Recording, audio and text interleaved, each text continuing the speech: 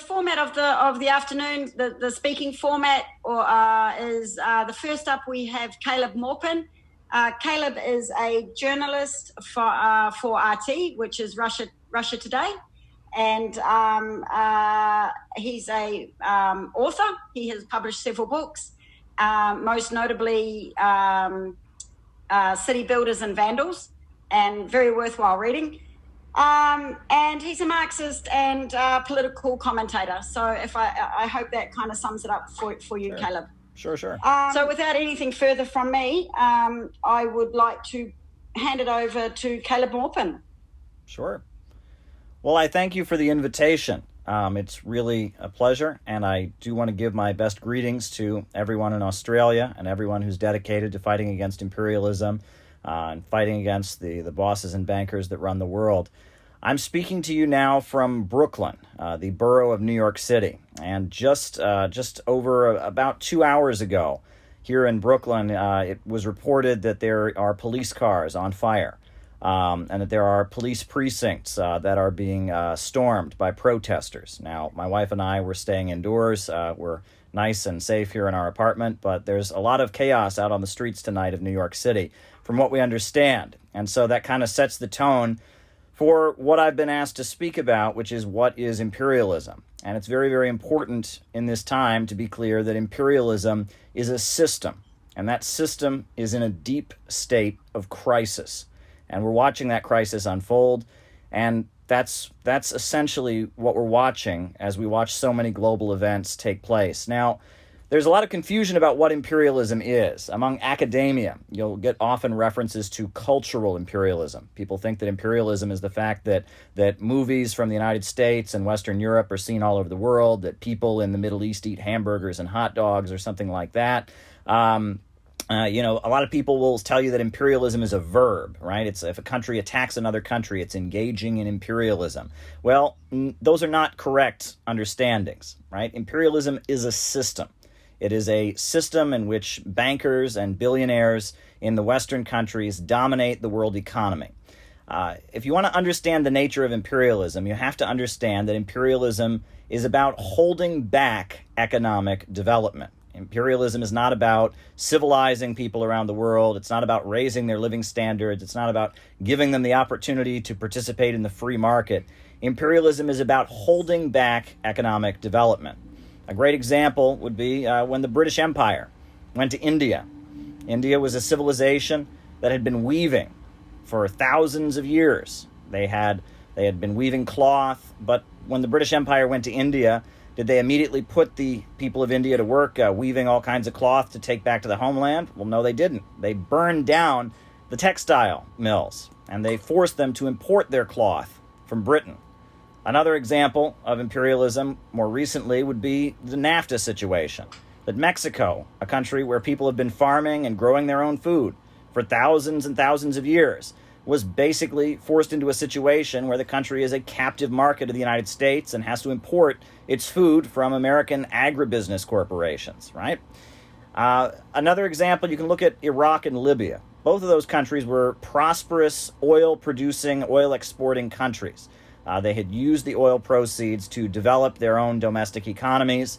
Now, as a result of U.S. Military interventionism, both of the countries have been reduced to rubble and chaos. And many people at the time who were correctly opposing those military interventions, they said, well, the United States is acting kind of like Viking raiders, right? They're going to Libya, they're going to Iraq, and they're trying to get their oil. They're trying to take their oil.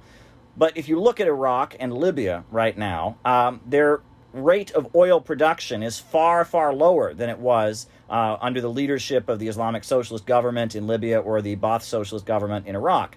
Essentially, these countries have been demolished, blown to bits, ethnic conflicts and rivalries have been expanded, and these countries that were once prosperous and producing their own oil and selling their oil on the international markets have been reduced to chaos. And now everyone who is buying their oil from Iraq or Libya is mostly buying it from Saudi Arabia, a country where the oil is under the control of the big four super majors based in the United States and Britain, BP, Chevron, ExxonMobil, and Royal Dutch Shell.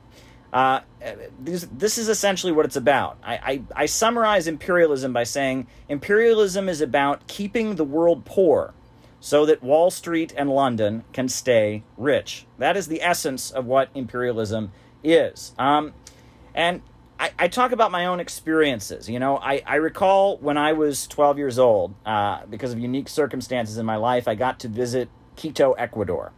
I was 12 years old, and it was the year of 1999. And I, of course, had no understanding of economics or Marxism or anything like that at that time. But I visited Quito, Ecuador in 1999.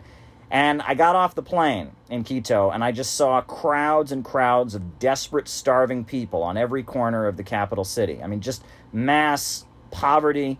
And I didn't know who these people were or why they were so desperate. But what had happened was that Ecuador had been forced to give up its own currency. It had been forced to adopt the U.S. dollar. And as in exchange for getting loans from the IMF and the World Bank, it had been forced to adopt austerity measures. It had had its domestic economy crushed. And as a result of that, many indigenous people in the countryside were being thrown off their lands, and there was just mass poverty and suffering. And 1999, that same year, was a year that after, about a decade after the fall of the Soviet Union, or, 6 or 7 years after the fall of the Soviet Union, you had so much poverty and suffering in Russia, right? In Russia at that point, there was a huge rise in sex trafficking, a huge rise in unemployment. The heroin addiction rate and opioids was through the roof. And Russia was also in a situation where it couldn't produce its own food and was being forced to import all of its food from the United States. And Russia's manufacturing, American firms would buy the Russian steel mills and then shut them down after purchasing them. Everything, the economy of Russia had shut down. But there were two very big elections in that year of 1999. In 1998, the previous year, there had been an election, and Hugo Chavez had been elected, and he took office in 1999 to lead Venezuela. 1999, we also saw the election of Vladimir Putin in Russia. And those were pivotal moments because this was essentially a response to the fact that neoliberalism and the imposition of free market extremism on so much of the world, most especially Eastern Europe and South and Central America, that it was producing so much of an economic crisis that people were resisting, and that there was a need for new forces to come into power. Popular movements, resistance, hostility to the imposition of austerity had resulted in some electoral victories. And the election of Hugo Chavez, the election of Vladimir Putin kind of represented a rolling back of those trends. Though at the time, people didn't realize it, right? I mean, the election of Hugo Chavez in 1999, it didn't really get a lot of attention in American media. The same with the election of Vladimir Putin. People didn't realize what was happening in 1999, but many, many big things were to come. It's important to note that imperialism is not about fighting terrorism. It's not about fighting for democracy. It's not about spreading human rights. It's about fighting against economic development. It's about keeping countries in a state of poverty and in a state of suffering. The primary targets of the imperialists in the Middle East, for example, they're not targeting Al-Qaeda. They're not targeting ISIS. They're targeting governments like the Syrian Arab Republic, governments where, Christians and Sunnis and Shias live in peace with each other. They're targeting countries like Iran, where the country has developed an independent economy and has stabilized and developed. And what do they seek to replace these stable, independent economies with? Chaos and destruction, again, so that they can maintain their monopoly. I use the example of if you had a store and you were selling flowers and someone across the street had a store and they were selling flowers, would you want to go take over their store and have two stores selling flowers? No, you would want them to be eliminated. So everyone had to purchase flowers from you. That's what imperialism is. It's about clearing the market with chaos and destruction so that Wall Street and London can maintain their monopoly. In the Cold War, you did see the rise of these kind of military juntas and authoritarian regimes that were backed by the United States in places like South Korea, in South and Central America, the Philippines, elsewhere. And the reason those regimes were propped up was because they needed them as a barrier against the threat of communist revolution. But what we saw starting with Pinochet in 1973, was a new kind of formulation. Unlike the Kennedy administration that was trying to allow some level of development to stabilize and hold off the threat of revolution, we saw the imposition of dramatic free market reforms and gutting and looting of countries. And that was a big shift. And it most extremely escalated after the fall of the Soviet Union. We saw in Bolivia where water resources, for example, were privatized and sold off to American corporations.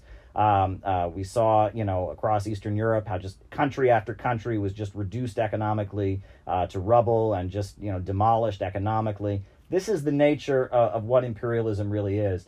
And I think that, when you want to understand what's happening now, in the very moment we're in, when I talk about what's happening outside on the streets of New York City as we speak, what's important is to look at, there's a pamphlet by Vladimir Lenin that he published. Everyone knows Lenin wrote a book, Imperialism, the Highest Stage of Capitalism. But before that, the first document where Lenin laid out his understanding of what imperialism was called Imperialism and the Split in Socialism. And if you read it, that's where he gives a definition economically of what imperialism is. And furthermore, he lays out that one of the essential things of moving the United States and Britain and France and Germany and other Western capitalist powers to imperialism was the development of what was called the aristocracy of labor. And this was a layer of well-paid workers within these countries who, yes, they were workers, yes, they were exploited by their bosses, but because they had a significantly higher living standard and were seeing their wages and living standards increase, they had become loyal to empire, and they'd been essentially bought off. And it was that layer of well-paid, kind of almost middle-class workers that stabilized the imperialist homelands enough that they could go around the world and engage in expanding and beating down countries around the world to maintain their monopoly. They had to have that stability at home. And what we're seeing now in the current era is the systemic demolition within the imperialist centers of that aristocracy of labor. Living standards are dramatically decreasing. Across the United States, we're seeing, roads that are unpaved.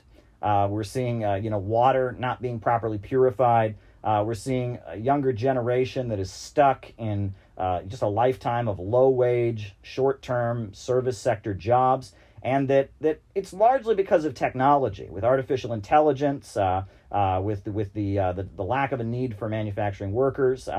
We're seeing the demolition of this aristocracy of labor that was the basis of stability within the imperialist centers that allowed them to expand around the world. And that lays the basis for a higher level of solidarity than ever before. Polls show in the United States that never before in my lifetime, going back to the 60s and 70s, never before has there been so much opposition to U.S. military interventions around the world. The public doesn't want it. They see their country crumbling all around them, and especially now amid this pandemic, they see it. And I just wanted to end by touching on, the very important development of the fact that the United States, U.S. leaders, Trump and Pompeo, they just fumed with anger about the fact that there was shipments and vessels from Iran going to Venezuela. And they announced that they were going to somehow stop this from happening. They wouldn't tolerate it. How dare Iran and Venezuela trade with each other? But they weren't able to stop it, right? We've seen that those vessels from Iran have arrived in Venezuela, and Venezuela and Iran are trading with each other. And if you look at that, this, in essence, is what the imperialist system is afraid of.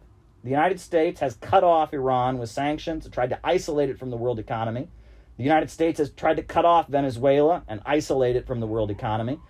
And so the two countries are trading with each other. They don't need the imperialist bankers to be the middleman, right? They're trading with each other. And this is what the imperialists are afraid of. They're also afraid of the One Belt, One Road initiative led by China and what China is doing. They're afraid of the BRICS countries. They're afraid of Russia's Eurasian Economic Union. The fact that there is an alternative on the global economy where countries that have been kept chronically poor by imperialism are able to start trading with each other. They're no longer dependent. They're able to help each other develop win-win cooperation. This points the way out of this disaster as we see an increasing crisis, not just within the United States, but within the imperialist centers, with increasing rivalries and divisions among the capitalists as they fight among each other, as the living standard is dropping.